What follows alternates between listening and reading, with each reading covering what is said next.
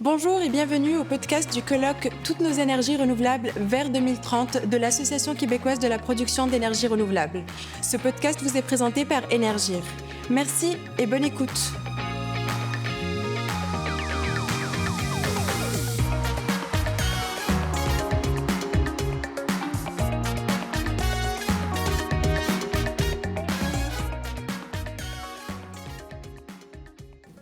Sa polyvalence, assurément. On peut utiliser la molécule gaz naturel directement dans le chauffage, la production d'électricité, le transport pour nos industries. Puis je dirais aussi, dans le fond, sa force, c'est aussi le stockage parce que ça nous permet de faire une gestion de pointe qui est notre défi énergétique au Québec aujourd'hui.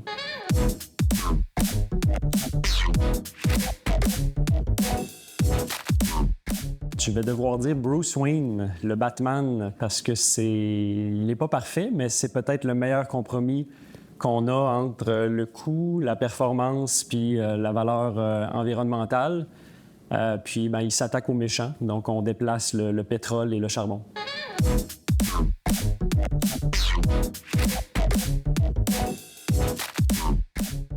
Majeur, assurément, parce que, dans le fond, ce qui est important avec le biogaz, puis intéressant, puis surtout le biogaz agricole, c'est que on va décarboner deux secteurs en même temps au Québec, donc le secteur de l'agriculture, puis aussi les industries qui vont consommer la molécule.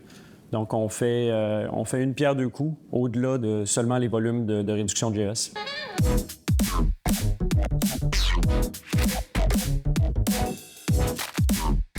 De mon humble expérience, en fait, pour la réussite d'une filière, c'est sûr, il y a la composante performance, pertinence, mais je pense que la base, c'est la volonté, en fait, qui fait qu'une filière peut réussir. Puis j'ai le sentiment aujourd'hui qu'autour de la filière biogaz, les parties prenantes sont vraiment pleinement engagées.